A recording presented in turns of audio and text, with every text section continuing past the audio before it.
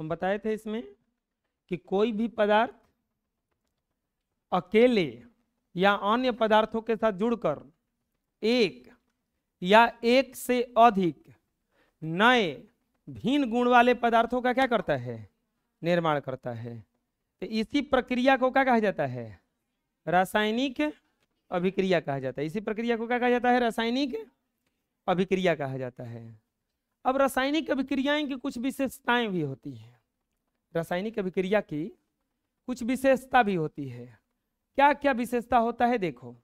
रासायनिक अभिक्रिया के फलस्वरूप, कुछ रासायनिक अभिक्रिया के फलस्वरूप गैस की उत्पत्ति होगी। किसकी उत्पत्ति होगी, गैस की उत्पत्ति होती है। कुछ रासायनिक अभिक्रिया के फलस्वरूप गैस की उत्पत्ति होती है। कुछ रासायनिक अभिक्रिया के फलस्वरूप अवक्षेप बनता है।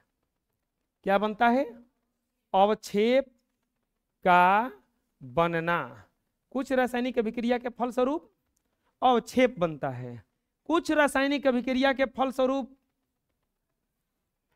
ताप की उत्पत्ति होती है, ताप की उत्पत्ति।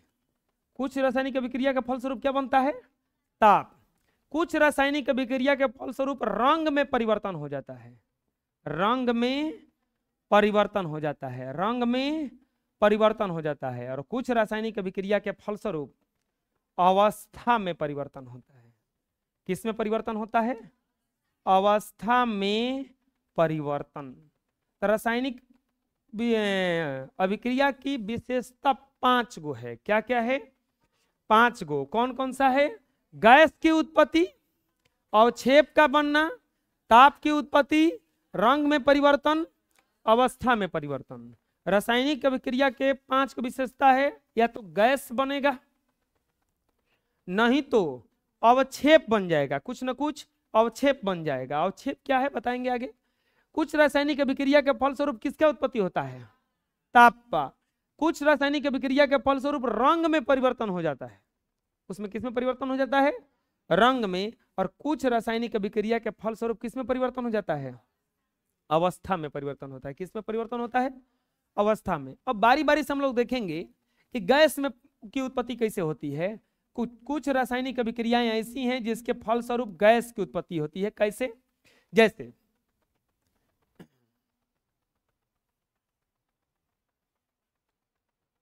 जैसे सोडियम बाइकार्बोनेट NaHCO3, अगर सोडियम बाइकार्बोनेट अगर HCl से अभिक्रिया करेगा, हाइड्रोक्लोरिक अम्ल से, हाइड्रोक्लोरिक अम्ल से अभिक्रिया करेगा, तो यह बनाता है NaCl plus H2O plus CO2 gas उत्पन्न करता है।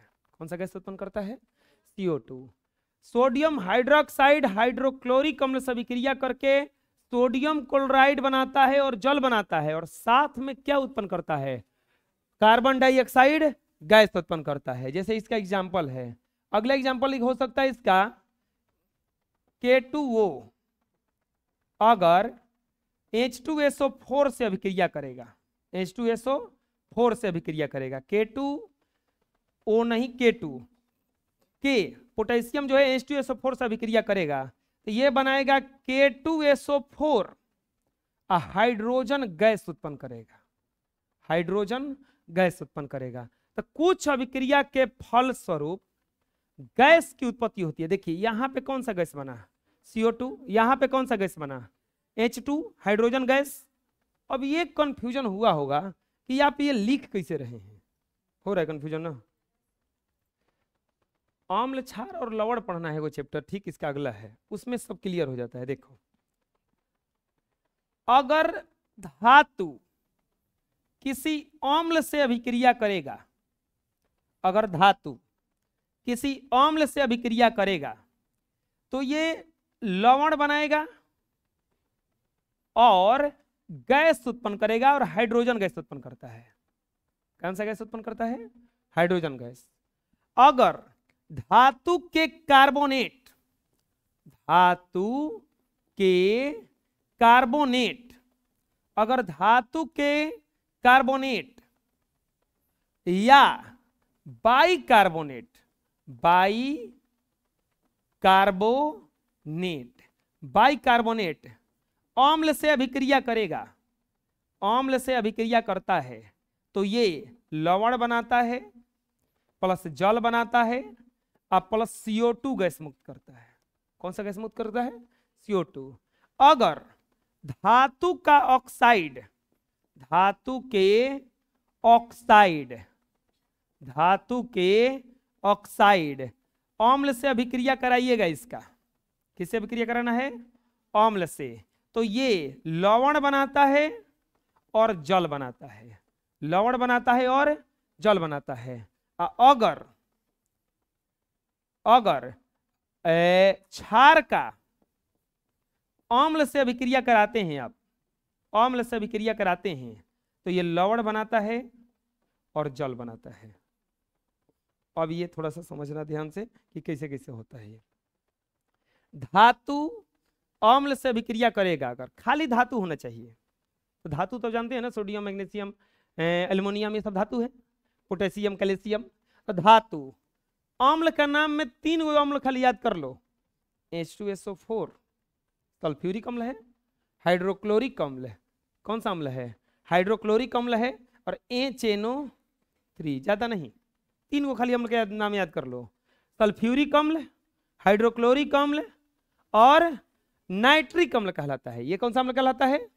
नाइट्रिक अम्ल कहलाता है। कौन सा अम्ल कहलाता है? ये नाइट्रिक अम्ल कहलाता है। सल्फ्यूरिक अम्ल, बोलो, सल्फ्यूरिक अम्ल, हाइड्रोक्लोरिक अम्ल, नाइट्रिक अम्ल।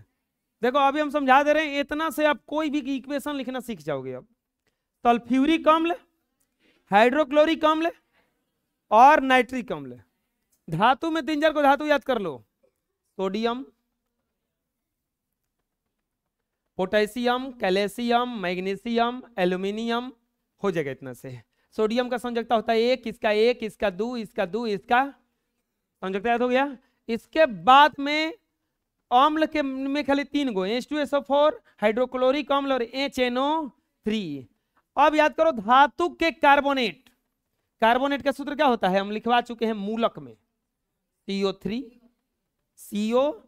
तो धातु का कार्बोनेट इसको धातु के साथ जोड़ना है, धातु का कार्बोनेट का मतलब इसको धातु के साथ जोड़ना है। तो चलो धातु में ले लेते हैं सोडियम, और सोडियम का कार्बोनेट बनाओ तो क्या बनेगा? Na2CO3। चलो धातु में ले लेते हैं पोटेशियम, पोटेशियम का कार्बन बनाओ तो CaCO3 होगा। कार्बोनेट का संयोजकता कितना होता है? 2। कैल्शियम का संयोजकता कितना होता है? 2। दूध से कट गया तो CaCO3 बनाया ना। चलो धातु में ले लेते हैं Mg, तो क्या बन जाएगा? मैग्नीशियम कार्बोनेट क्या बनेगा? MgCO। धातु में ले लेते हैं एल्युमिनियम, तो Al2 और CO3 का क्या बन जाएगा? Whole thrice. धातु का कार्बोनेट बनाने आ जाएगा। धातु का बाइकार्बोनेट बनाओ, धातु का बाइकार्बोनेट। बाइकार्बोनेट का मतलब क्या हुआ? कार्बोनेट का मतलब होता है CO3, अब बाइकार्बोनेट का मतलब HCO बनाओ एक तरह से, HCO3। अब धातु का बाइकार्बोनेट हम बनाने के लिए बोल रहे हैं, धातु का बाइकार्बोनेट बनाने के लिए बोल रहे हैं, यानी कि अब हम धातु में क्या जोड़ेंगे? HCO3। तो सोडियम बाइकार्बोनेट बनाओ, NaHCO3। धातु का कैल्शियम का बाइकार्बोनेट बनाओ, कैल्शियम का CaHCO3 का क्या बन जाएगा? Whole twice. मैग्नीशियम का बाइकार्बोनेट बनाओ, MgHCO3 का क्या बन जाएगा? समझ में आ रहा है? धातु का कार्बोनेट हम किसे बना रहे हैं? अब पहले आप ये बनाना सीखो। धातु याद करने के लिए बोले हैं, अम्ल में खाली कौन अम्ल बोले हैं याद करने के लिए? H2SO4, हाइड्रोक्लोरिक अम्ल और नाइट्रिक अम्ल HNO3। धातु के कार्बोनेट में पूछेंगे तो क्या बताओगे? CO3 के साथ जोड़ के बता देना है। किसको जोड़ के बताना है? CO3 को। किसको जोड़ के बताना है? CO3 को। किसको? अरे कार्बोनेट का सूत्र पता है ना? धातु का कार्बोनेट, धातु का कार्बोनेट, यानी कि इसको किसके साथ कनेक्ट करना है? धातु के साथ। किसके साथ कनेक्ट करना है? अब आता है धातु के ऑक्साइड। धातु के ऑक्साइड किसे बनाएंगे? ऑक्साइड का मतलब O। अब धातु को किसके साथ जोड़ेंगे? O के साथ। धातु के साथ को किसके साथ जोड़ेंगे? ऑक्सीजन का संयोजकता बोलो, ऑक्सीजन का संयोजकता। तो चलो सोडियम का ऑक्साइड बनाओ, तो Na2 पोटेशियम का संयुक्त बनाओ तो ऑक्साइड बनाओ K2, कैल्शियम का ऑक्साइड बनाओ Ca, मैग्नीशियम का ऑक्साइड बनाओ MgO, एल्युमिनियम का ऑक्साइड बनाओ Al2O3। ऑक्साइड बनाने आ गया, धातु का ऑक्साइड बनाने आ गया। साथवा में अम्ल रखना है, जा अम्ल तो बताइए किए हैं रेडीमेड में 3 को। रेडीमेड अम्ल बना है ना, रेडीमेड मतलब पहले से बना बनाया H2SO4 HCl और HNO3 अम्ल हो गया। ये क्षार जब बनाना हो, क्षार जब बनाना हो, क्षार किसको कहा जाता है? कड़वे पदार्थों को क्षार बनाना हो ओकरा साथ हाइड्रोक्साइड जोड़ा जाता है, हाइड्रोक्साइड। क्या जोड़ा जाता है? हाइड्रोक्साइड जोड़ोगे क्षार बन जाएगा, हाइड्रोक्साइड जोड़ोगे क्षार बन जाएगा। हाइड्रोक्साइड जोड़ोगे कोनो भी धातु के साथ हाइड्रोक्साइड जोड़ोगे वो कौची कहलाएगा? कोनो भी धातु के साथ हाइड्रोक्साइड जोड़ोगे क्या बन जाएगा? वो किसी भी धातु के साथ हाइड्रोक्साइड जोड़ोगे क्या बन जाएगा? वो तो जोड़ो ना, सोडियम का हाइड्रोक्साइड बनाना होगा तो क्या बनोगे? NaOH। पोटेशियम का हाइड्रोक्साइड बनेगा कैसे? KO। कैल्शियम का हाइड्रोक्साइड बनाओगे तो CaOH का होल ट्वाइस। मैग्नीशियम का हाइड्रोक्साइड बनाओगे MgOH का होल ट्वाइस। एल्युमिनियम का हाइड्रोक्साइड बनाओगे AlOH का होल थ्राइस। इतना बनाने आया। कार्बोनेट के लिए क्या करेंगे? धातु के लिए क्या याद करेंगे? 3 4 5 को धातु याद कर लेंगे। साइंटिस्ट बनना है कि 10th क्लास बढ़िया से क्लियर करना है? साइंटिस्ट वाला साइंटिस्ट का पढ़ाई पढ़ लेना होती घड़ी। अभी 10th क्लास बढ़िया से क्लियर करने के लिए 5 6 आराम से हो जाएगा, ठीक है ना? ज्यादा दिमाग लगाओगे ना साइंटिस्ट बनोगे ना 10th क्लास बढ़िया से निकलेगा। बुझा रहे ना? गए थे चौबे बनने, दूबे बन के लौटे गए। हाँ, इसलिए धातु में खाली को याद करना है 5 6 को। सोडियम याद कर लो, कैल्शियम याद कर लो, मैग्नीशियम याद कर लो, एल्युमिनियम याद कर लो, पोटेशियम याद कर लो, हो जाएगा काम, ठीक। अम्ल में खाली को याद कर लो। कौन कौन?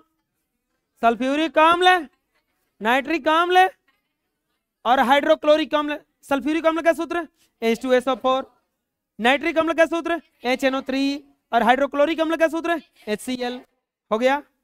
कार्बोनेट बनाने के लिए क्या जोड़ा जाता है? CO3। कार्बोनेट बनाने के लिए क्या जोड़ा जाता है? कार्बोनेट बनाने के लिए क्या जोड़ा जाता है? अब बाई कार्बोनेट बनाने के लिए, धातु का कार्बोनेट बनाने के लिए धातु के साथ कनेक्ट करेंगे उकरा के। धातु के साथ कनेक्ट करने के लिए उपाय हम बता चुके हैं। कार्बोनेट का संयोजकता कितना होता है? अब बाकी धातु का संयोजकता याद कर लो, उसके साथ देख लेना कंपेयर करके कि क्या बैठ रहा है उसके साथ। कोई भारी नहीं है। इसके बाद में बाई कार्बोनेट बनाने के लिए क्या जोड़ा जाता है? हो जाएगा इतना काम। धातु का ऑक्साइड बनाने के लिए उसमें क्या कनेक्ट करेंगे? क्या कनेक्ट करेंगे? ओ, क्या करेंगे? अब बताओ। बाकी धातु का ऑक्साइड बना लेना। इसके बाद क्षार के लिए क्या करेंगे? क्या कनेक्ट करेंगे उसमें? क्षार के लिए क्या कनेक्ट करेंगे? नहीं तो एक और है, क्षार एक और ही होता है। ऑक्साइड वो जो होता है क्षारे का काम करता है। जो धातु का ऑक्साइड है वो धातु का ऑक्साइड कोई भी होता है क्षारीय होता है। धातु का ऑक्साइड कोई भी होता है क्षारीय होता है, और अधातु का ऑक्साइड जो होता है अम्लीय होता है। धातु का ऑक्साइड क्या होता है? क्षारीय। अधातु का ऑक्साइड, धातु खुद एक क्षारीय पदार्थ है। धातु कैसा पदार्थ है? क्षारीय पदार्थ है। क्षार का विक्रिया अगर अम्ल से हुआ, क्षार का विक्रिया अगर अम्ल से कसहू हो गया तो पक्का एगो पदार्थ बनाएगा जिसका नाम है सॉल्ट, यानी कि नमक, यानी कि लवण। क्षार का विक्रिया कहीं से भी अगर हो गया अम्ल से तो क्या बनेगा? करैली बना है घर का वो खाना, करैलिया में खटाई डाला जाता है। खटाई डाला जाता है। क्यों डाला जाता है जाके मम्मी से पूछना, और नहीं पूछना तो हम बता रहे हैं। करैली होता है क्षार, कड़वा, तीता नहीं है। मिर्चाई वाला तीता रहता तो आहा, सबसे ज्यादा लड़कियां सब करैलिए खाती। अभी नहीं खाएगी ना, चटक नहीं ना है वो, नहीं होना हैं? वो नहीं खाएगी ना, वो चटक वाला तीता नहीं है, छोला वाला तीता तीता लगता है जी। मोमोज बनाता है मिर्चाई डाल के ऐसे, तो छोड़ दो मत खाओ। ना ना ना, लाइए लाइए। तीता सन की लग रहा है, बाकी ठीक है। करैलिया वाला तीता अलग तीता होता है, दवैया वाला तीता अलग तीता होता है। होता है ना, वो अच्छा वाला तीता, जीभ चटक वाला तीता नहीं है, तो इसलिए जल्दी उसको नहीं खाता है आदमी। तो अब देखो वो जौन छार होता है वही, प्याज खाओ कड़वा लगेगा हल्का सा, नीम का तो कौन से मुंह धो देखो कड़वा लगता है, वो सब छार है। छार चखने आ गया, दुनिया का कोनो चीज अगर खाटा लगे वो कोची है, आम्ल है। आम्ल खाटा लगे तो आम्ल, और कड़वा लगे तो अगर, अब देखो अब आता है ना अक्षय कुमार अब आ रहा है, जिस दांत धोता है, दांत में उसका दर्द होता है, टीबी फोड़ के आता है, क्या आपके टूथपेस्ट में नमक है?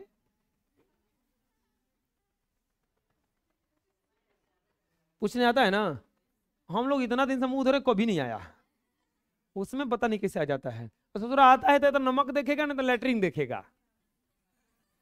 हम देखें, या तो नीमक देखता है या नहीं तो लेटरिन देखता है। अरे आपका टॉयलेट बड़ी गंदा है, साफो करने लगता है। आज तो कोनो गेस्ट नहीं आए जो लेटरिन आते आते साफ करे, 10 को भले सुनाएंगे। अरे कभी कभी तो ऐसा होता है कि आने से पहले हम लोग साफ करते हैं, ये आएंगे तो क्या कहेंगे। वो ऐसा गेस्ट है, वो आते आते पहले लेटरिन झाके देखेगा कहाँ है कहाँ है, बरस उठाएगा धो देगा के जो वाले। अच्छा ऐसा रियल लाइफ में होता है जी, हम लोगों के घर चाहे आप लोग के घर कोई आया हो जो लेटरिन साफ करके गया हो आते आते, इवन आप लोग भी कहीं गए हो तो जाते जाते पहले टॉयलेट साफ करने लगे। ऐसा होता, सुनो अब, चलो याद कर लो अब, अगर कार्बोनेट वाला बनाना होगा बबुआ तो क्या जोड़ के बनाओगे? हम अभी देखो समझा दे रहे हैं, बाद में कभी ये समीकरण लिखने में दिक्कत होगा ही नहीं। अगर कार्बोनेट वाला बनाना होगा तो क्या बनाओगे? CO3। कार्बोनेट वाला बनाना होगा तो क्या बनाओगे? अगर बाई कार्बोनेट बनाना हो, बाई कार्बोनेट बनाना हो तो क्या जोड़ोगे? HCO3। अगर ऑक्साइड बनाना हो आपको, ऑक्साइड बनाना हो तो क्या जोड़ोगे? ओ, अम्ल में खाली 3 गो, अम्ल में 3 गो H2SO और HCl और HNO। अरे हो जाएगा। क्षार में बनाना हो अगर किसी भी चीज का तो क्या जोड़ोगे? OH। क्षार बनाना हो तो कौन कौन इसमें से क्षारीय होता है? खुदे क्षार है, ये दोनों क्या होता है? ये भी हल्का क्षारीय में आता है, ये भी हल्का क्षारीय में आता है। धातु भी जो होता है वो किस में आता है? क्षारीय पदार्थ में आता है। किस में आता है? तो क्षार अम्ल से अभिक्रिया करता है तो ये अब इक्वेशन याद करो, क्या बनाएगा? लवण प्लस जल। क्षार अम्ल से अभिक्रिया करता है तो क्या बनाता है? लवण और जल। इसके बाद में धातु के कार्बोनेट या बाइकार्बोनेट अगर अम्ल से अभिक्रिया करेगा तो बोलो क्या बनाएगा? लवण प्लस जल अब प्लस कौन सा गैस मुक्त करेगा?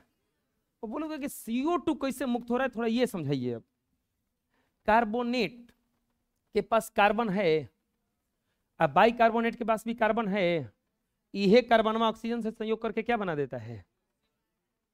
आया समझ में? इसके बाद में क्षार हो गया, अम्ल हो गया। धातु के ऑक्साइड, धातु के ऑक्साइड अम्ल से अभिक्रिया करेगा तो क्या बनाएगा? लवण प्लस जल। और धातु केवल ले लोगे, अम्ल से अभिक्रिया करेगा तो क्या बनाएगा? लवण। ऐजा कौन सा गैस मुक्त करेगा? H2 gas. कौन सा गैस मुक्त करेगा? अब देखो ध्यान से, काहे जल बना दिया, हेजा काहे H2 गैस खाली मुक्त किया? हेजा लिया रहा है धातु के ऑक्साइड, क्या ले रहा है, क्या लिया जा रहा है? कौनो अम्लवा में देखोगे तो एक चीज कॉमन है, हाइड्रोजन।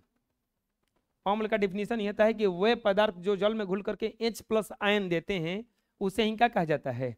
अम्ल। और जो OH- आयन देते हैं उसी को क्या कहा जाता है?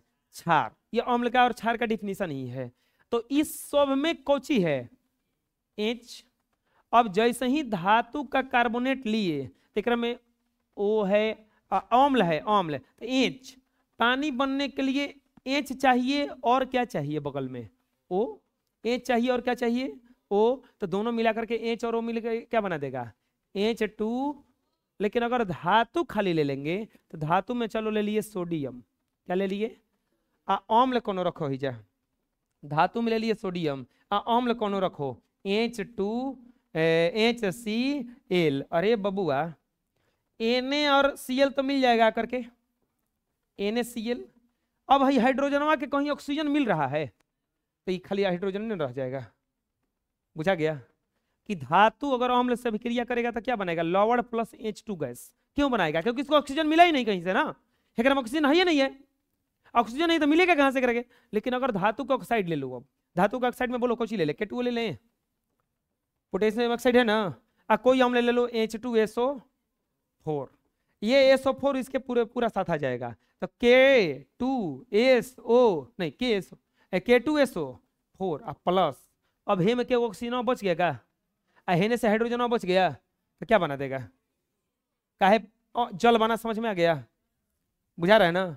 तो इस तरह से अभिक्रिया होता है, तो कुछ ये सब अभिक्रिया समझ में आ गया। तीसरा चीज एक और अभिक्रिया में समझना पड़ेगा हमें, क्रियाशीलता श्रेणी। क्रियाशीलता श्रेणी या इसी को कहा जाता है सक्रियता श्रेणी। क्रियाशीलता श्रेणी क्या है, किसी को याद है, सक्रियता श्रेणी याद है, हाँ? देखो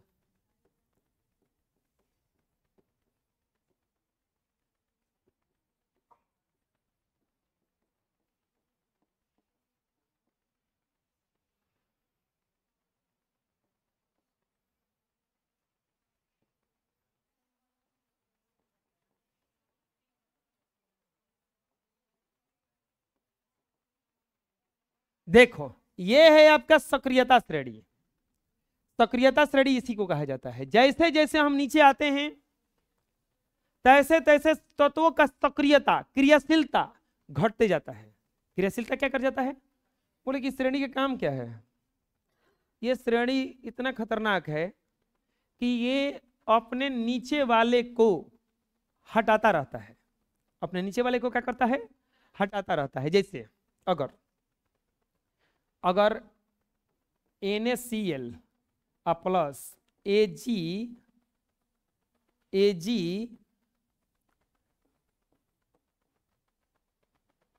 AgSO4 आ जाए तो देखो क्या करेगा, अब देखो क्या करेगा, NaCl AgSO4 सिल्वर सल्फेट है, अब क्या करेगा, नीचे कौची है Ag और ऊपर कौची है, जितना ऊपर वाला है ये सब ताकतवर होता है नीचे वाले से, और जब दोनों का भेंट होता है तो ये दोनों अपने को अदला बदली कर लेता है। तो यहां पर आएगा Na2SO4 प्लस AgCl, ये बदल लेता है। समझ में आ रहा क्या कर रहे हैं हम, ऊपर वाला जो है जितना ये सब ताकतवर है, जैसे NaOH plus H2SO4, NaOH plus H2SO4। अब बताओ शुरू वाला देखो, शुरू वाला खतरनाक खतरनाक शुरू वाला खाली होता है, Na कहाँ बैठा है ऊपर, हाइड्रोजन कहाँ बैठा है, हाइड्रोलाइक से ताकतवर है, तो ये अदला बदली करबे करेगा, अदला बदली करके क्या बना देगा, अब Na2SO4 प्लस क्या बना देगा H2O। सक्रियता श्रेणी समझना होगा आपको, सक्रियता श्रेणी में क्या करता है, ये अदला बदली करता है, क्या करता है, अपने से ताकतवर को हटा देता है, अपने से ताकतवर को हटा देता है, और अपने से कमजोर को क्या करता है, सॉरी अपने से कमजोर को क्या करता है, वो हटा देता है, अपने से कमजोर को क्या करता है, हटा देता है। तो ये तीन चार चीज अगर आपको याद रहा तो ये सक्रियता श्रेणी अगर लिखना हो ना तो आप लिख लो, ना होगा तो सक्रियता श्रेणी ऐसे कहीं अलग लिख लेना, क्योंकि अभी हम पढ़ाएंगे बढ़िया से इसको। सक्रियता श्रेणी बस उतने लिख लो, ये पता चलेगा कौन किसको हटाएगा।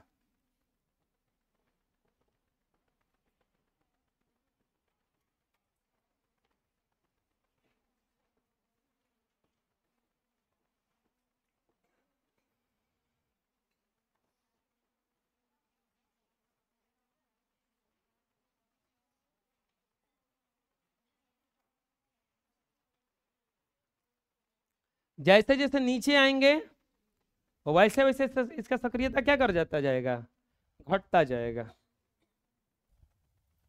इसको पूरा याद कर लेना है। चलो आगे देखते हैं हम लोग। चलो बोलो, रासायनिक अभिक्रिया के फलस्वरूप क्या क्या होता है?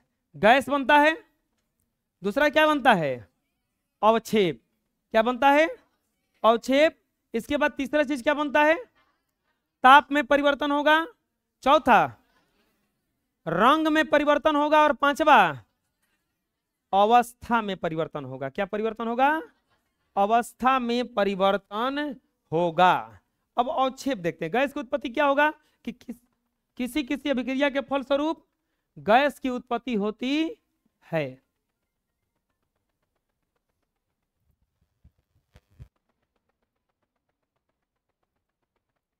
कुछ अभिक्रिया के फलस्वरूप गैस बनता है, कुछ अभिक्रिया के फलस्वरूप क्या बनता है? अवक्षेप बनता है। कुछ अभिक्रिया के फलस्वरूप क्या बनता है? कुछ अभिक्रिया के फलस्वरूप गैस की उत्पत्ति होती है। गैस की उत्पत्ति वाला याद करो, कौन सी के ले लोगे? बोलो। सोडियम का अभिक्रिया करा दो सल्फ्यूरिक अम्ल से, नहीं हो जाएगा? इसका एग्जांपल Na+H2SO4, क्योंकि धातु अम्ल से अभिक्रिया करता है तो क्या देता है? लवण और जल। धातु खाली है ना, तो H2 गैस देगा ना, तो Na2SO4 आप प्लस कौन सा गैस देगा? H2 gas. कुछ अभिक्रिया के फलस्वरूप गैस की उत्पत्ति होती है, जैसे और भी कैल्शियम, अच्छा कैल्शियम कार्बोनेट CaCO3, इसका अभिक्रिया करा दो HCl से तो क्या बना देगा? CaCl2 plus H2O plus CO2। कुछ अभिक्रिया के फलस्वरूप गैस की उत्पत्ति होती है, गैस बन गया। अगर ऐसे निशान कहीं दिया हुआ है तो किसका चिन्ह है? गैस का। किसका चिन्ह है ये? गैस का। कुछ अभिक्रिया के फलस्वरूप अवक्षेप बनता है। क्या बनता है बच्चों? अवक्षेप। अवक्षेप किसको कहा जाता है? अभिक्रिया जब होगा ना तो नीचवा कुछ जम जाएगा, नीचवा कुछ बैठ जाएगा, जम जाएगा। इसी जमे हुए पदार्थ को अवक्षेप कहा जाता है। क्या कहा जाता है? अवक्षेप कहा जाता है। कुछ अभिक्रिया के फलस्वरूप अवक्षेप बनता है। कुछ अभिक्रिया के फलस्वरूप क्या बनता है? अवक्षेप बनता है। जैसे अवक्षेप एक ठोस पदार्थ है जो रासायनिक अभिक्रिया के फलस्वरूप विलयन से क्या हो जाता है? पृथक हो जाता है, अलग हो जाता है। जैसे आपको बता रहे हैं अवक्षेप जैसा आपका सीखिएगा। हाँ, दूध को गर्म करके जब पनीर बनाया जाता है, पनीर बनाया जाता है, जब उसमें छेना का पानी डाला जाता है, क्या डाला जाता है? छेना का पानी डाला जाता है, तो आप देखे होंगे कि वो अलग हो जाता है और नीचे कुछ बैठने लगता है उजा करके। पनीरवा जो होता है नीचे बैठने लगता है, तैरने लगता है, वही में तैरने, अलग तो हो जाता है ना दूध से वो। तो वैसे ही अगर कुछ अभिक्रिया होगा तो उसमें कुछ अलग बन जाता है। चाहे दूध फट जाए, दूध जब फट जाता है तो सब दूधवा जो फटा हुआ कहाँ जाके नीचे बैठ जाता है, बैठ जाता है नीचे वाला जाके ना। तो इसी चीज को क्या कहा जाता है? अवक्षेप कहा जाता है। क्या कहा जाता है? अवक्षेप कहा जाता है। इससे पहले तक गैस की उत्पत्ति। तो कुछ रासायनिक अभिक्रियाएं ऐसी हैं जिसमें कोई ना कोई क्या उत्पन्न होता है? गैस। जैसे एक परखनौली में सोडियम कार्बोनेट लेकर तनु हाइड्रोक्लोरिक अम्ल डालिएगा तो क्या बनेगा? Carbon dioxide gas. इसका कैसे लिखिएगा इक्वेशन बताइए? सोडियम कार्बोनेट है तो क्या लिखना है? Na2CO2 होगा ना, क्योंकि कार्बोनेट का संयोजकता कितना होता है? क्या डालना है बबुआ? तो किससे अभिक्रिया करेंगे? HC, तो क्या बनेगा बताओ? NaCl। NaCl कैसे? लवण बना। एक और चीज बनाएगा, कौन चीज? जल। जल बनेगा ना, H2O। फिर तीसरा चीज क्या बनेगा?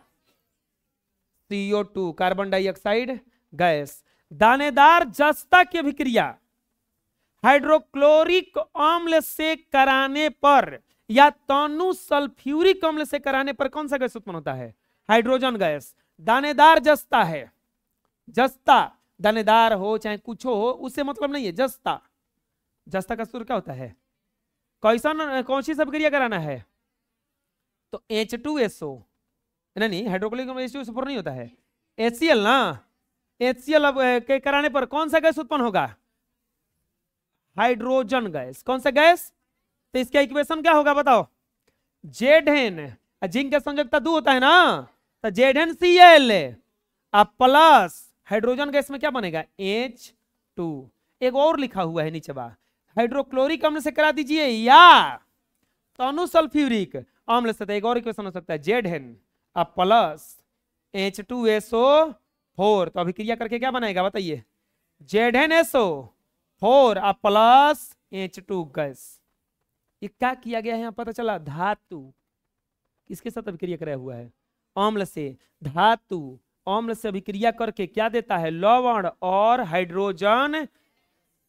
ये देखो बताते हैं, ये थोड़ा सा बिल्कुल नया चीज है, अभी तक जितना भी पढ़े थे आप बिल्कुल क्या है, ये नया है। ये अगर बढ़िया से समझ में आ गया, दूसरा चैप्टर अभी क्लियर हो रहा है। अम्ल का गुण पढ़ना है, अम्ल का गुण पढ़ना है। तो अम्ल के गुण में यही पढ़ेंगे कि अम्ल धातु से अभिक्रिया करके ये देता है, अम्ल धातु के बाइकार्बोनेट से अभिक्रिया करके ये देता है, अम्ल क्षार से अभिक्रिया करके ये देता है। वही चीज भाई इसमें भी है। तो कुछ अभिक्रिया के फलस्वरूप गैस की उत्पत्ति होती है, गैस समझ में आ गया। अगला आता है कुछ अभिक्रिया के फलस्वरूप क्या बनता है, अवक्षेप क्या है, एक पदार्थ होता है, एक ठोस पदार्थ होता है जो विलयन से पृथक हो जाता। जैसे सोडियम क्लोराइड के जलीय विलयन में सिल्वर नाइट्रेट का विलयन डालने पर सिल्वर क्लोराइड का दही जैसा अवक्षेप प्राप्त होता है। चलो बोलो सोडियम क्लोराइड, सूत्र क्या होगा इसका। एग्जाम्पल आपको सटीक याद करना होगा, चाहे समझना होगा कि इसके लिए एग्जाम्पल क्या थे। केमिस्ट्री में एग्जाम्पल, फिजिक्स में सूत्र और संकेत, और बायोलॉजी में फिगर बहुत ज्यादा मायने रखेगा। तो NaCl सोडियम, चलो बताओ सिल्वर नाइट्रेट है, सिल्वर नाइट्रेट Ag2 ना, AgNO3 अब अभिक्रिया कराएंगे तो बताओ, अब इस सक्रियता श्रेणी पढ़ाए हैं तुरंत। हाई कौची है सोडियम, हाई कौची है चांदी। ये कम क्रियाशील है, ये ज्यादा क्रियाशील है, अदला बदली करेगा कि नहीं करेगा। अभी कुछ समय बाद पढ़ेंगे हम लोग द्विविस्थापन अभिक्रिया। द्विविस्थापन अभिक्रिया में यही सेम चीज पढ़ना है, अदला बदली। तो ये सोडियम Ag को हटा देगा तो ये हो जाएगा, कौची बनाएगा NaNO3 प्लस AgCl। ये अवक्षेप प्राप्त होता है। अवक्षेप को ऐसे चिन्ह से दर्शाया जाता है नीचे की तरफ। किसके तरफ, नीचे की तरफ। बेरियम क्लोराइड, चलो सूत्र बोलो जी बेरियम क्लोराइड का।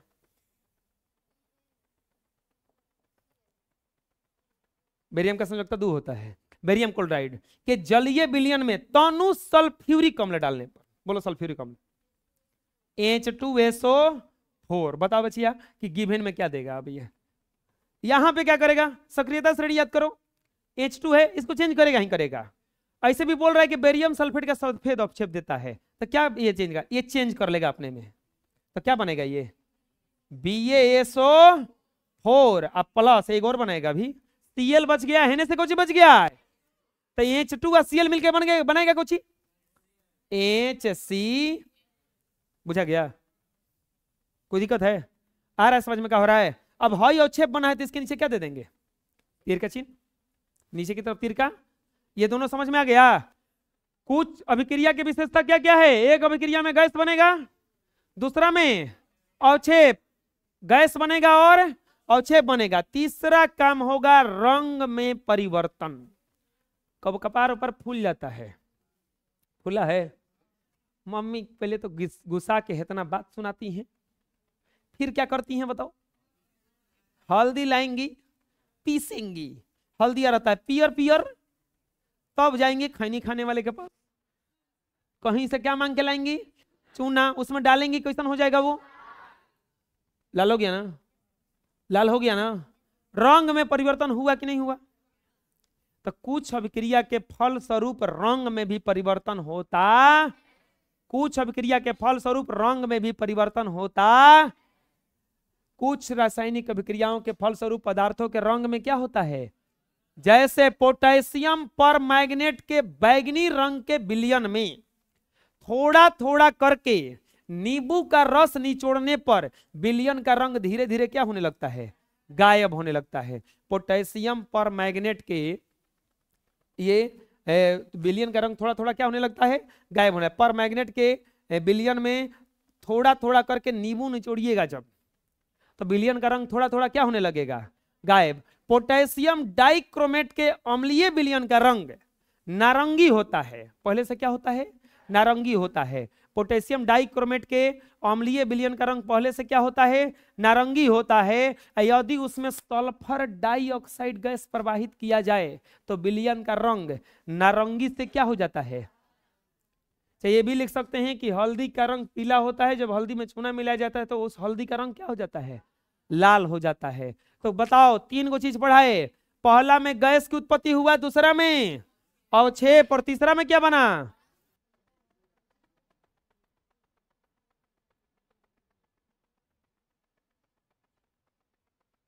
ये पोटेशियम परमैंगनेट मिला दिया। अब इसमें नींबू नहीं छोड़ा जाएगा, इसका रंग क्या हो जाएगा? गायब हो जाएगा।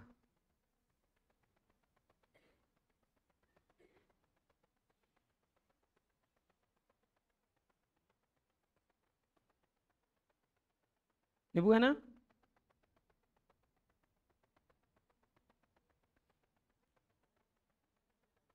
हो गया, समझ में आया? रंग गायब हो गया ना उसका, जो मूल रंग था वो क्या हो गया? उसमें से गायब हो गया। जो मेन रंग था उसका रंग क्या हो गया?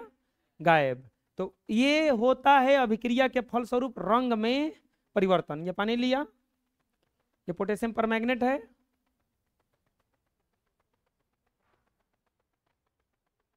थोड़ा सा बस इसमें डालना है।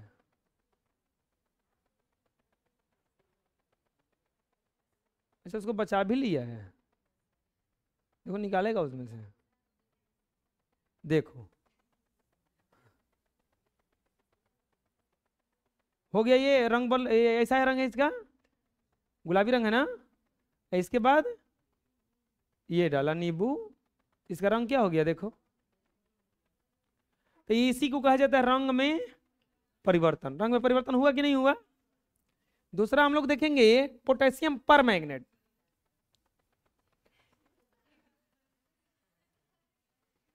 पोटेशियम परमैंगनेट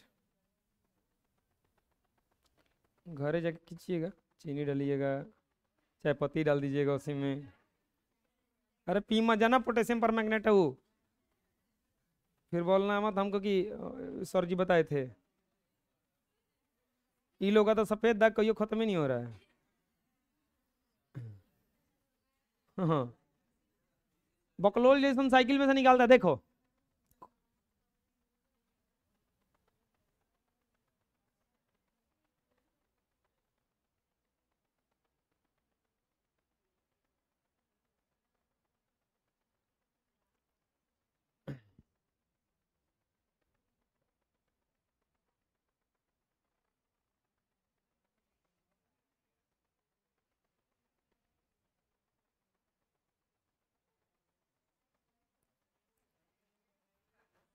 अरे खत्म हो गया, शुरू से नहीं चल रहा था क्या?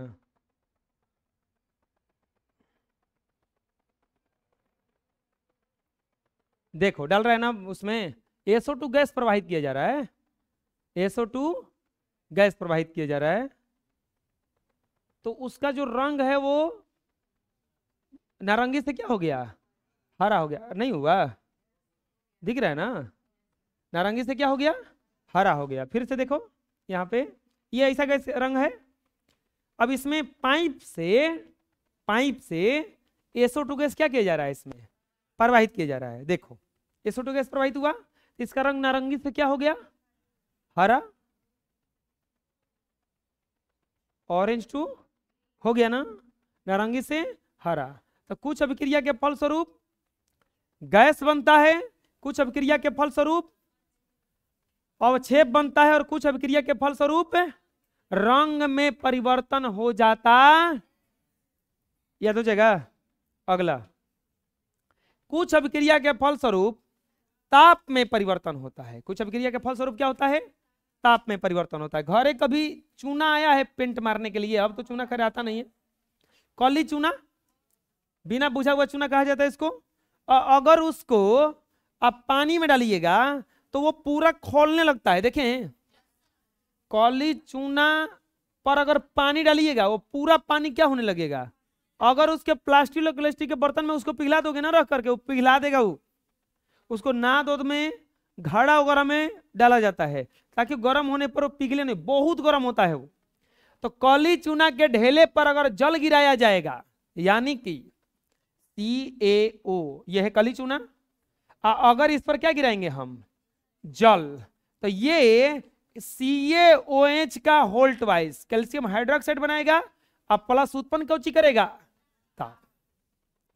प्लस क्या उत्पन्न करेगा, ताप। और अगला चीज होता है अवस्था में परिवर्तन। अगला चीज होता है अवस्था में परिवर्तन। अवस्था में परिवर्तन क्या होता है, मोमबत्ती जलाएं कभी, मोमबत्ती जब जलाए होंगे दिवाली वाली में, कौन बात कर रहा है, मोमबत्ती जब जलाइएगा दिवाली वाली में तो होता क्या है, ये ऐसा कुछ जलाया जाता है, इसको यहां से जलता है। पहले से मोमबत्ती किस अवस्था में रहता है, ठोस अवस्था में परिवर्तन का मतलब क्या हुआ, पदार्थ की कितनी अवस्थाएं होती हैं, 3, ठोस, द्रव, गैस। ठोस, द्रव और गैस। अवस्था में परिवर्तन का मतलब क्या हुआ कि वो अपने अवस्था को छोड़ करके दूसरे अवस्था में आ जाए। तो आप देखिएगा यहां पर पिघला हुआ अवस्था में रहता है। सबसे पहले मोम जो होता है किस अवस्था में होता है, ठोस अवस्था में। ठोस अवस्था में यहां पर जो मोम मिलेगा वो किस अवस्था में रहेगा, पिघला हुआ अवस्था में, पानी वाला अवस्था में। तो यहां पर किस अवस्था में चला गया, द्रव। और बत्ती में कुछ मोम चढ़ता है, वाष्प बनता है और वाष्प बन करके जलता है। यानी कि जब मोमबत्ती को जलाया जाता है तो ठोस से किस अवस्था में बदल जाता है, द्रव में और वाष्प में। वाष्प को ही क्या कहा जाता है, अवस्था में परिवर्तन हुआ। अगर मोमबत्ती को चढ़ाना जलाना छोड़ दो तो वो अवस्था में उसका परिवर्तन होगा, नहीं होगा। यानी कि रासायनिक अभिक्रिया के फलस्वरूप हम लोग कितने चीज पढ़े, 5। कौन कौन सा, गैस में परिवर्तन, गैस की उत्पत्ति, गैस की अवक्षेप का बनना, तीसरा ताप में परिवर्तन, चौथा रंग में परिवर्तन, और 5वां याद हो गया, रासायनिक अभिक्रिया के फलस्वरूप। चलो खड़ा हो जाओ, तो चाहत नाम है, चलो बताओ बबुआ, रासायनिक अभिक्रिया का फलस्वरूप क्या क्या होता है, समीकरण। रासायनिक समीकरण किसको कहा जाता है, कोई भी अभिक्रिया हो रहा है उसको किस चीज से दर्शाएंगे, सूत्र से ना, सूत्र से दर्शाएंगे, नहीं तो किस चीज से दर्शाएंगे, संकेत से, सूत्र से, या रासायनिक अभिक्रिया को दर्शाने वाले सूत्रों और संकेतों के पूरे रूप को क्या कहा जाता है, रासायनिक समीकरण। किसी रासायनिक अभिक्रिया में भाग लेने वाले अभिकारकों एवं बनने वाले उत्पादों या प्रतिफलों को जिन सूत्रों या संकेतों से दर्शाया जाता है उसे रासायनिक समीकरण कहते। फिर से कोई भी रासायनिक अभिक्रिया होगा, चलो बताओ, जैसे सोडियम हाइड्रोक्साइड, आपको बोलना होगा sodium hydroxide, sodium hydroxide hydrochloric अम्ल से हाइड्रोक्लोरिक अम्ल से अभिक्रिया करके सोडियम क्लोराइड, सोडियम क्लोराइड और क्या बनाएगा, कोई बता सकता है, सोडियम हाइड्रोक्साइड को चाहिए क्षार, और हाइड्रोक्लोरिक अम्ल को चाहिए क्षार और अम्ल का अभिक्रिया होता है, क्या बनता है, लवण और जल, लवण और, तो सोडियम क्लोराइड और जल बनाता है। तो अब बताओ, ये पूरा लिखे तो ये कहलाएगा अभिक्रिया, पूरा लिखे तो क्या कहलाएगा, क्या कहलाएगा। अब इसको छोटा में लिखना है तो छोटा में लिखने के लिए क्या करेंगे, या तो यह इसका सूत्र लिखेंगे और नहीं तो इसका क्या लिखेंगे, संकेत। तो चलो लिखो, सोडियम हाइड्रोक्साइड सूत्र क्या होता है, NaOH, हाइड्रोक्लोरिक अम्ल HC, सोडियम क्लोराइड Na, और क्या बनाता है H2, इसी को क्या कहा जाता है? रासायनिक समीकरण। क्या कहा जाता है इसको? रासायनिक अभिक्रिया में भाग लेने वाले अभिकारकों और उत्पादों को जिन सूत्रों या संकेतों द्वारा दर्शाया जाता है उसी को रासायनिक समीकरण कहा जाता। चलो बोलो, किसी रासायनिक अभिक्रिया में भाग लेने वाले अभिकारकों एवं बनने वाले उत्पादों को जिन सूत्रों या संकेतों द्वारा दर्शाया जाएगा उसे रासायनिक समीकरण कहा जाता है। याद हो गया? रासायनिक समीकरण समझ में आ गया क्या है? अरे अभिक्रिया होगा तो रासायनिक अभिक्रिया कहलाएगा, प्रक्रिया को अभिक्रिया कहा जाता है। लिख के दिखाएंगे तो उसी को क्या कहा जाता है? रासायनिक। ना बुझाया अभी? हैं? चलो बताओ, रासायनिक समीकरण ने है Na2O प्लस H2SO4 क्या देगा? Na2SO4 plus H2O। ये पूरा जो प्रक्रिया है, ये प्रक्रिया को कहा जाएगा रासायनिक अभिक्रिया। और जो दर्शाए हैं रासायनिक, ना समझ में आया? अरे आपका मान लीजिए कि आप खुद चले गए, अब खुद चले गए तो कहा जाएगा वही आया है, लेकिन आपका खाली नाम लिख दिया जाए तो नाम खाली कहलाएगा ना, नाम कहलाएगा। तो ये पूरे प्रक्रिया को अभिक्रिया कहा जाएगा, जिससे हम दर्शा देंगे उसे क्या कहा जाता है? रासायनिक समीकरण। क्या कहा जाता है? रासायनिक समीकरण के भाग। तो याद करो, रासायनिक समीकरण के दो भाग होता है। कौ को भाग होता है बबुआ? दो गो। रासायनिक समीकरण के कौ को भाग होता है? कौन कौन? एक होता है, ध्यान से देखो, रासायनिक अभिक्रिया में जैसे यहाँ पे लिख रहे हैं हम एगो समीकरण K2O प्लस HNO3 तो बनाएगा KNO3 प्लस H2O। ध्यान से देखिए, दो गो चीज है अभिक्रिया किया है, हई दो गो चीज क्या है? बना है, बना है ना। अगर अभिक्रिया कराएंगे, जैसे पानी में आप चीनी डाल दीजिए तो एक चीज बनेगा जिसका नाम होगा शरबत। हई दो गो चीज अभिक्रिया करके तीसरा चीज बनाया। तो एक चीज होता है जो अभिक्रिया करता है और दूसरा चीज होता है जो बनता है। जैसे H2 प्लस O2 गिवन में क्या देगा? H2 plus O2। एक चीज हुआ जो आ करके बना, एक चीज जो है मिल गया, एक चीज हो जो बन गया। तो जो मिलता है इसको कहा जाता है अभिकारक। अच्छा, दो गो चीज हो गया कि नहीं हो गया? एगो कौन हो गया? जो मिलेगा। एगो चीज कौन हो गया? जो दो गो हो गया ना। तो रासायनिक समीकरण के कितने भाग होते हैं? कितने भाग होते हैं? कौन कौन?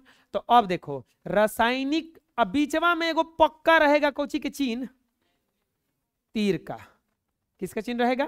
तीर का। तो रासायनिक अभिक्रिया में जो चीज बनता है, मिलता है, उसको कहा जाता है अभिकारक। क्या कहा जाता है?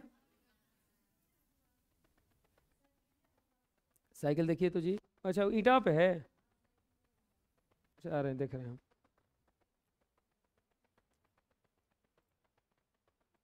है कौन कौन? एक होता है उत्पाद, क्या होता है? सॉरी, अभिकारक। एक क्या होता है? अभिकारक। और दूसरा क्या होता है? उत्पाद या प्रतिफल। तो देखो, रासायनिक समीकरण के कितने भाग होते हैं? दो। बीच में रहता है तीर। रासायनिक समीकरण के दो भाग होते हैं, एक होता है अभिकारक या इसी को कहा जाता है अभिकर्मक। अभिकारक या इधर जो बनता है उसको कहा जाता है उत्पाद या प्रतिफल। क्या कहा जाता है? उत्पाद या। रासायनिक समीकरण के कितने भाग होते हैं? कितने? कौन कौन? अभिकारक या अभिकर्मक, उत्पाद या। बोलेंगे कि कभी भी रासायनिक समीकरण का दो भाग होगा, एक भाग नहीं होगा। नहीं, अगर दो चीज को मिलाएंगे तीसरा चीज बनेगा ही। अगर दो चीज को मिलाएंगे तीसरा का चीज बनेगा ही बनेगा। तो रासायनिक समीकरण के कितने भाग होते हैं? उत्पाद और प्रतिफल, उत्पाद सॉरी अभिकारक और या अभिकर्मक, उत्पाद और प्रतिफल। रासायनिक समीकरण में दो भाग होते हैं, अभिकारक या अभिकर्मक और उत्पाद और प्रतिफल। चलो बताओ, इसमें से हम जिससे पूछेंगे वही बताएंगे। H2 + O2 गिवन में क्या देगा? H2O। चलो जी खड़ा हो जाओ, इसको खड़ा कराओ। बताओ बचिया कि अभिकारक कौन है इसमें से?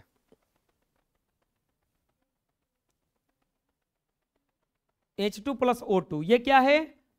अभिकारक। 02 नहीं है, O2 है अभिकारक। और बताओ प्रतिफल कौन है इसमें? H2O। कभी भी प्रतिफल जो होगा, कभी भी प्रतिफल जो होगा वो तीर के बाद में रहेगा। समझ में आ जाएगा? चलो अगला पूछते हैं। चलिए हर्ष बबुआ खड़े हो जाओ, साइकिलिया वाले। Na2O plus it's called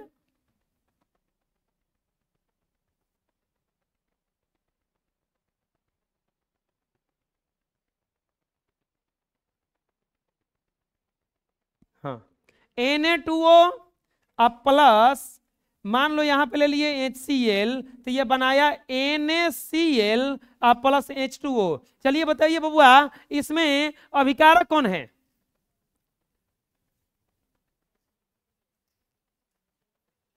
Sandeep बताओ जी अभिकारक कौन है? Na2O प्लस तीरवा के जो हेनिया रहेगा ना ओकरे के क्या कहा जाएगा? हाँ हेने जो रहेगा क्या कहलाएगा? प्रतिफल या उत्पाद। समझ में आ गया? कोई दिक्कत है? चलो जी खड़ा हो जाओ, तू ही खड़ा हो। H2 + Cl2 इसको पक्का नहीं आएगा। HCl। बताओ अभिकारक उत्पाद कौन है? उत्पाद अभिकारक H2 प्लस। और समय रासायनिक समीकरण के कितने भाग होते हैं? कौन कौन? उत्पाद या प्रतिफल, याद हो जाएगा। अगला आता है रासायनिक समीकरण लिखने के नियम। क्या लिखने का नियम है? तो पहला नियम, 5 गो नियम होता है। अरे आप कहोगे ना कि कुछ है ही नियमों में, तुरंत कहोगे। कहना जी मन ना होगा तो वो कहो ना, ठीक है ना। रासायनिक समीकरण के लिखने के क्या नियम है? रासायनिक समीकरण के कितने भाग होते हैं जी? खड़े हो जाइए। हाँ तू बैठ। अरे दोनों एक एक भाग, दो भाग होता है ना, दोनों एक एक बताओ। खड़ा होगा, दोनों खड़ा होगा। हाँ तू बताओ पहले, रासायनिक समीकरण के को भाग होता है? बैठो तुम दोनों का नाम बताओ, कौन कौन होता है?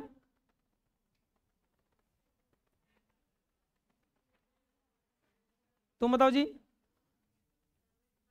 उत्पाद होता है एगो, नहीं अभिकारक। अभिकारक और उत्पाद, अभिकारक और उत्पाद। तो रासायनिक समीकरण को लिखने में एनिया कौची होता है? हेनिया। अभिकारक और हेनिया कौची होता है? उत्पाद। क्या होता है? उत्पाद। बाबुआ अभिकारक, अभिकारक लिखने के लिए संकेत या सूत्र चाहिए ना। तो सबसे पहला काम क्या है कि अभिकारक में उपस्थित पदार्थों को, अभिकारक में उपस्थित पदार्थों को संकेत या सूत्र के रूप में लिखते हैं। अभिकारक में उपस्थित पदार्थों को संकेत या अभिकारक और दूसरा रूल क्या है? अभिकारक और उत्पादों के संकेतों या सूत्रों के बीच में प्लस का चिन्ह देते हैं, तभी तो जाके दोनों जुड़ेगा। उत्पाद या प्रतिफल, अच्छा है ऐसे, अभिक्रिया के फल स्वरूप बनने वाले उत्पाद में बने पदार्थों को संकेत या सूत्र के रूप में लिखेंगे। अगर एक से ज्यादा पदार्थ बना है तो उसके बीच किसका चिन्ह देंगे? और बीच में उत्पाद और अभिकारक के बीच में तीर का चिन्ह दिया जाता है। तीर का चिन्ह इंगित करता है कि अभिक्रिया किस दिशा में हो रहा, अभिक्रिया किस दिशा में हो रहा। समझ में आ गया काका? बताए। चलिए खड़ा हो जाइए, बताइए कैसे कैसे लिखेंगे। हाँ, रासायनिक समीकरण को लिखने का नियम बताइए।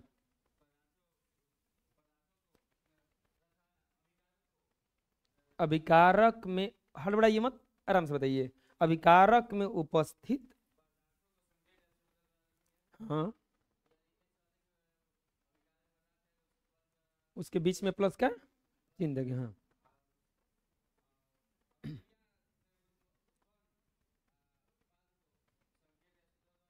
हम्म हम्म